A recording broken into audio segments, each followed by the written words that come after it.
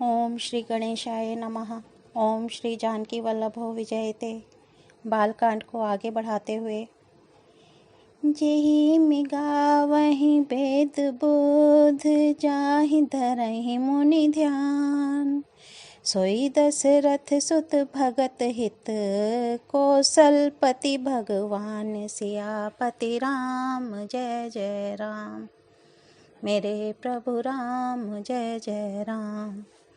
अर्थात जिसका वेद और पंडित इस प्रकार वर्णन करते हैं और मुनि जिसका ध्यान धरते हैं, वही दशरथ नंदन भक्तों के हितकारी अयोध्या के स्वामी भगवान श्री रामचंद्र जी हैं।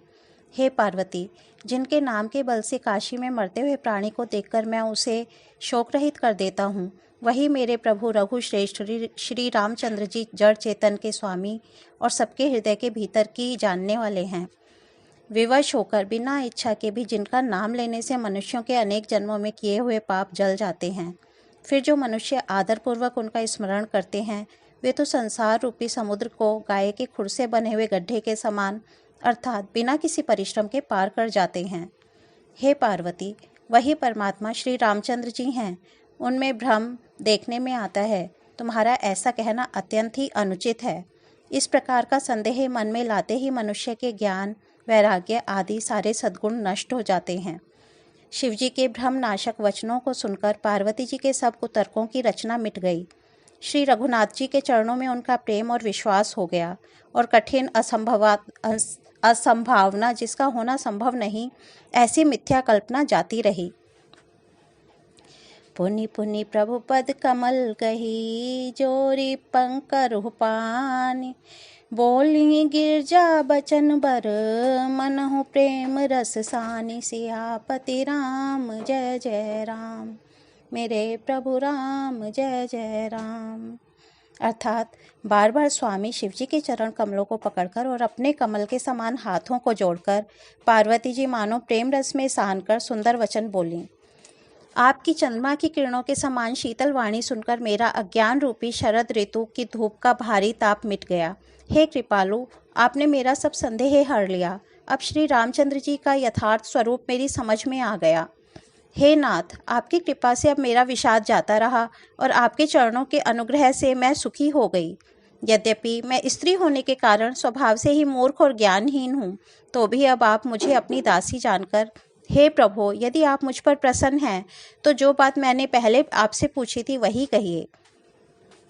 यह सत्य है कि श्री रामचंद्र जी ब्रह्म हैं, ज्ञान के स्वरूप हैं, अविनाशी हैं, सबसे रहित और सबके हृदय रूपी नगरी में निवास करने वाले हैं। फिर भी हे नाथ, उन्होंने मनुष्य का शरीर किस धारण क्यों किया? हे धर्म के ध्वजा धारण करने वाले प्रभु, यह मुझे समझाकर कहिए। पार्वती के अत्यंत नम्र वचन सुनकर और श्री रामचंद्र जी की कथा में उनका विशुद्ध प्रेम देखकर हिय हर्षे कामारि तब शंकर सहज सुजान बहु विधि उमहि प्रशंसी पुनि बोले कृपा निधान सियापति राम जय जय राम। मेरे प्रभु राम जय जय राम। तब कामदेव के शत्रु स्वाभाविक ही सुजान कृपा निधान शिवजी मन में बहुत ही हर्षित हुए और बहुत प्रकार से पार्वती की बड़ाई करके फिर बोले, हे पार्वती, निर्मल रामचरितमानस की वह मंगलमयी कथा सुनो जिसे काकभुशुंडी ने विस्तार से कहा और पक्षियों के राजा गरुण जी ने भी सुना था। वह श्रेष्ठ संवाद जिस प्रकार हुआ वह मैं आगे कहूँगा। अभी तुम श्री रामचंद्र जी के अवतार का परम सुंदर और पवित्र पापनाशक चरित्र सुनो। हरि गुण नाम अपार कथा रूप अगणित अमित मैं निज मति अनुसार कहूँ उमा सादर सुनहूँ सियापति राम जय जय राम। मेरे प्रभु राम जय जय राम। अर्थात श्री हरि के गुण, नाम, कथा और रूप सभी अपार, अगणित और असीम हैं। फिर भी हे पार्वती, मैं अपनी बुद्धि के अनुसार कहता हूँ, तुम आदरपूर्वक सुनो।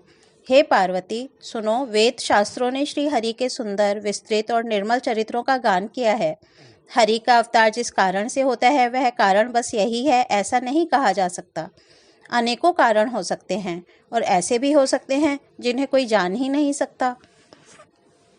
हे सयानी, सुनो, हमारा मत तो यह है कि बुद्धि, मन और वाणी से श्री रामचंद्र जी की तर्कना नहीं की जा सकती। तथापि संत, मुनि, वेद और पुराण अपनी अपनी बुद्धि के अनुसार जैसा कुछ कहते हैं और जैसा कुछ मेरी समझ में आता है, हे सुमुखी, वही कारण मैं तुमको सुनाता हूँ। जब जब धर्म का ह्रास होता है और नीच अभिमानी राक्षस बढ़ जाते हैं और वे ऐसा अन्याय करते हैं कि जिसका वर्णन नहीं हो सकता, तथा ब्राह्मण, गौ, देवता और पृथ्वी कष्ट पाते हैं, तब तब वे कृपा निधान प्रभु भांति भांति के दिव्य शरीर धारण कर सज्जनों की पीड़ा हरते हैं। असुर मारी था पही सुरन राखहि निज श्रुत से तु, जग विस्तार बिसद जस राम जन्म कर हेतु, सियापति राम जय जय राम, मेरे प्रभु राम जय जय राम।